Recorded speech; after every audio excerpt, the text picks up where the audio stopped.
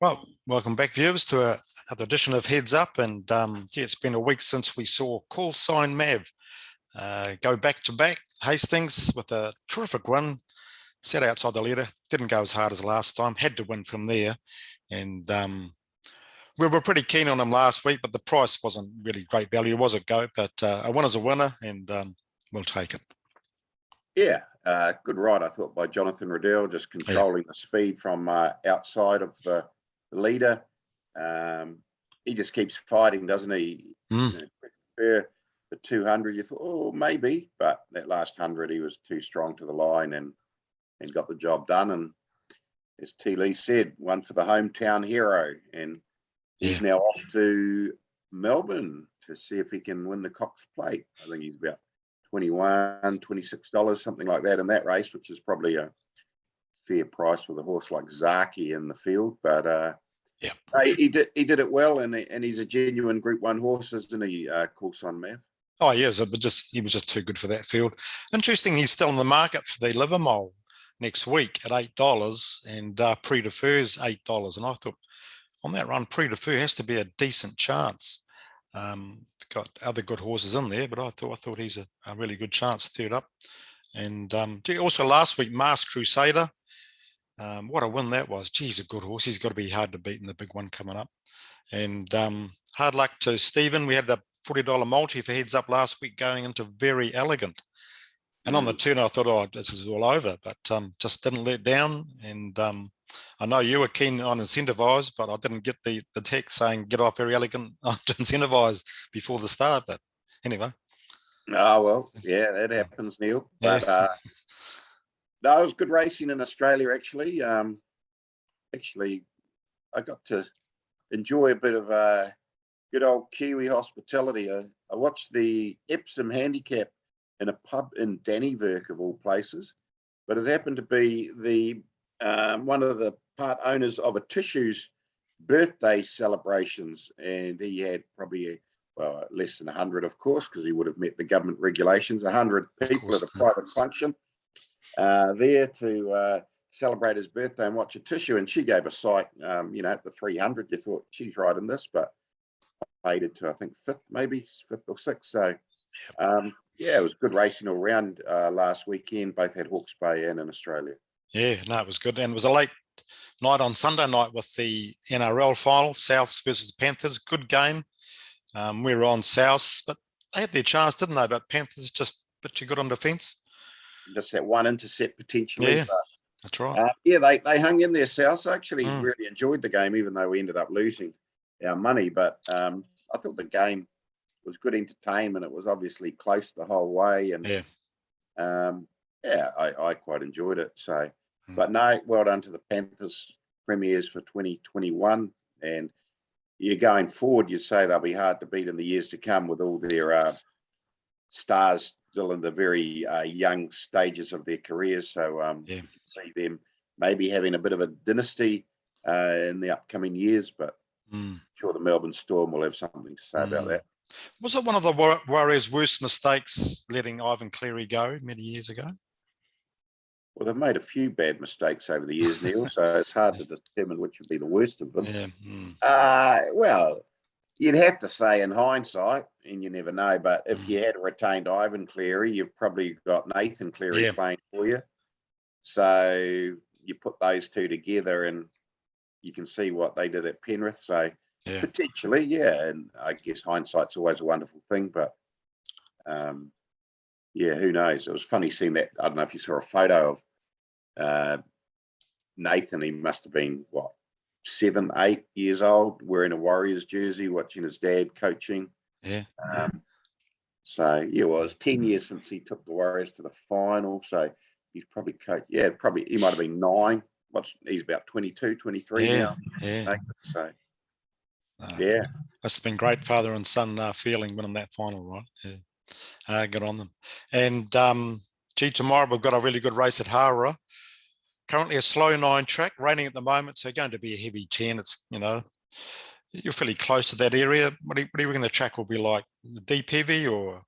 No, I don't think it will be. The beauty with Hara is that it doesn't get irrigated in the summer, so generally in the winter or when it does get rain affected, it's not as bad or as deep as, some of those other tracks that get irrigated in the summer and then, then cop rain on the day. I'm thinking New Plymouth or Puni as two examples that can get quite deep. But Hara shouldn't be as bad, perhaps. Obviously, depending on how much rain they get in the next 24 hours. But no, it's a good field, isn't it? You wouldn't say it's absolute top class, but it's certainly even with a $3.80 favourite. But there's plenty of chances in there. You've got one sorted out, have you? Yeah, I've got a couple. I initially went for Bella Conte just because of the 50 kgs and the great form she's in, and she just tries so hard. And I thought, heavy track. Drawn 3, she's going to get back on the inside, more than likely 3 or 4 back on the fence. So I thought London Express from 2, proven form on a heavy track, ran second to Just Ask Me at New Plymouth. I thought that was the strongest form coming into this, and I thought Festivity and Concert Hall were doubtful on even if they do start on a heavy track. But I thought London Express she's coming from 9 to 7.50, so the money's come for her. I thought she was probably the best each way chance, but Bella Conte, you were close to the stable. What do you think? Yeah, hey, it's certainly not our grand final, using a bit of sporting parlance, but that's the 1,000 guineas, obviously, at Riccarton. But this is the race that the trainer chose to head to get to that final goal for this preparation. Little unconventional. I think maybe 5 or 6 3-year-old fillies have contested this race. This in the last 20 odd years. Verlay won it in 2000. Yeah. But there's some upsides in the sense that her regular jockey Sarah McNabb can stay on and make the 50 kilos. So that's and she seems to be very well within herself. So certainly wouldn't write her off, but will I be backing her at $3.80? Probably not. Probably drift, but no, I can see them. If he does up 3 or 4 back in the fence, then they often just come off that fence there to get out to the better ground. But with 50 kgs, Sarah might decide to do a Hastings and come through in that inside rail and beat them again. But intriguing race here. But London Express, and I even thought a horse like I may not start Shakira Lass for a real outsider, $61 if she does start. She's in an earlier race, but no jockey listed, I don't think, for Shakira Lass. You'd suggest probably won't start. Yeah, but on a heavy track they may. If you want a real blowout, Mohaka. Yeah. Stables in form. I think it ran 4th in this race last year. Yeah, good point. So 14 draw might not be the worst at that time of the day. So throw that one out. A bit of value. Yeah, that's a big thing, with heavy tracks. You've just got to have a decent punt on something. You've got to wait and see how the track is playing, don't you? Because 14 initially does look not good on paper, but if they come into the middle and outside, which they can do sometimes there, she's got to be a decent bet at $17, all right? Yeah. Sports selection, you're going to have one this week, or are you going to have a little siesta? We're having a week off. We're going to lick our wounds after a couple of bad weeks, and we'll recoup, and we'll look to get back on the horse, so to speak, next week. But we've only got a bit of NPC and a bit of Heartland Championship. I could tip you Taranaki and Wanganui, my 2 favourite teams in those respective competitions, but people would say I was being biased then, Neil. Yeah, they would do too. Last week's question, it was a simple one, Googleable, and it was Googleable. Yep. Which horse ran the fastest, or has run the fastest time in the Windsor Park Plate since the year 2000? And the answer was Melody Bell, 133.88, really good time. And we had 6 people who got that right. Give me a number between 1 and 6. And a $6. We'll go number 6, just for something different. Number 6, Bruce R. He's won a couple of times before, so good on you, Bruce. Get your multi up tomorrow for you. New question. We've had a couple of toughies over the last couple of weeks, so this is a simple one. The Taranaki Breeders' Stakes, the feature race on the card for Hara last year. Who won it? Which horse won the 2020 edition of that race? Text or email your answers through to Neil. Yep. Text the Supreme winner to me 0273526402 or formpro.co.nz. You're really going to new heights now, aren't you? Yeah, well done. Yeah, too right. B&Bs. We had now when I do the sectionals and review comments in some races, you sort of rely on the commentator to give you an idea where each horse is. I know most of the colours and I check afterwards, but you've got to, I do in shorthand method where the horses are in running, going based on the commentator. And gee, last week there were big fields at Riccarton, and Matt Cross, his commentary, he didn't make one mistake on those colours with the horses. Just amazing. And to get that flow and with the enthusiasm he shows, and to keep an eye out for which horses are in contention or looking like they're going to be in contention, and to ignore the ones that are battling away.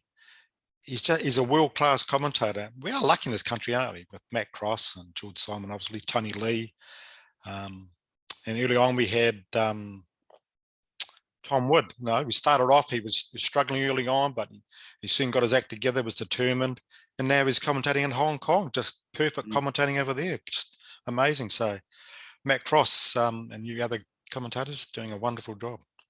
Yep, no, good bloke too, real good bloke. Enjoy his company when I go down south and have a yarn to him. And I reckon he's not a bad tipster either, Neil. Like he can often come up with a $10 or $15 shot in that range, and often they run very well too. So he's one commentator I certainly don't mind listening to if he makes a case for one at a decent price. Yeah, no, it's good. And they're also the front window of racing. Now, if we just had racing with no commentators and just scroll down the bottom which horses were in, front, etc., racing would just be boring and people wouldn't bother betting probably. But when someone like Matt Cross makes it so exciting and interesting, and he's obviously had a few bets sometimes himself, and he doesn't actually bet much at all, to be fair. Doesn't he? Okay. No. Yeah, no, just that enthusiasm comes through, and you can't help but sort of watch the races. And if you talk something up, have a few dollars each way or whatever. And if it wasn't for really good commentators who can sell the races and sell the betting, racing would be a lot worse off, I reckon. Anything you've got? I thought your pick for the Love Racing Ride of the Week was well found too, Neil. A horse that dominated from in front, slowed them down at the right time, and kicked off the turn. I'm referring to the last race at Hastings on Saturday. Oh, Rosen Power, yeah. And I heard someone close to you was on it. Oh, someone very close to me myself. Well, I looked through the field actually, and I thought this is the only leader in this race. And it's very rare that a race pans out like you think it might, but it did pan out. And when the money was coming late for it, I thought, well, there's another good sign. And the Trackwick rider had perhaps given me a little heads up as well. So it was nice when a plan comes together. Yeah, true, right. And you probably saw, well, I haven't seen that race of the week video on Love Racing, but he got those soft sectionals, and that was the winning of the race, wasn't it? In front. 2.3 seconds slower to the 600 or something. Yeah, slower than the last 600 meters. So if you're any good, you're going to win. It would be hard to run down. So, and I was on the second horse. I forget the name, but just didn't go quite hard. Slim Tradie. That's the one. Yeah. And for the last day, he went good. He's quite a promising horse. So. Oh, he's lovely galloper, nice action, sort of Catalyst sort of style action, head down, nice stride. You haven't heard what's happened to Catalyst, have you? Had another setback, so that's why he didn't make it for the second day. So yeah, I think it's back to the drawing board in terms of what they're planning to do for the spring, or maybe they might wait till the autumn. I'm not sure, to be fair. Okay. Yeah, and just while one Rosen, Matt Cameron, he's come back well. He was talking about giving it away, but I see he got suspended, did he, on the weekend? Yeah, well, he did have about 7-8 months off. He needed a bit of a freshen up, like we all do from time to time. But no, he's back. He's in a good headspace. Yeah, he's one of the more popular jockeys in the jockey ranks, that's for sure. So good. That's good to hear. But just got suspended, so that's why he's not riding this weekend at Matamata. Yeah, it's good to see him coming back, getting those winners. And I think winners are grinners, and if you're grinning, you're going to be happy and ride more winners. So let's hope he carries on doing that. Right now. Big day tomorrow at Hara. Good stakes up there, good horses. Hopefully that track doesn't get too heavy. Matamata's going to be a similar sort of service, I think. But nothing else you want to add before we sign off? Just on the jockeys, it's good to see how they, and not just the jockeys, but the whole racing industry like to get in behind and support people from within. And the young Malaysian jockey Yong Chu, who's fighting a battle against cancer at the moment. Good to see many participants wanting to help out financially and support Yong, and including his fellow jockeys. So quite a few jockeys are donating money towards that cause, and I think there's a charity golf tournament as well planned, which the team at Go Racing have organised. So it's good to see the whole industry getting in behind and supporting someone who's going through difficult times, and especially so without the family support, given the COVID restrictions and his family being based in Malaysia. So yeah, we wish Yong all the very best. Yeah, no, good. And I'll put a link up to the place where you can donate a few dollars too, if you'd like to. Yeah. Okay, everybody, have a good weekend. Make plenty of money. We'll be back for Hastings next week. The forecast looks pretty good. So hopefully we'll be on a decent track and then some good racing.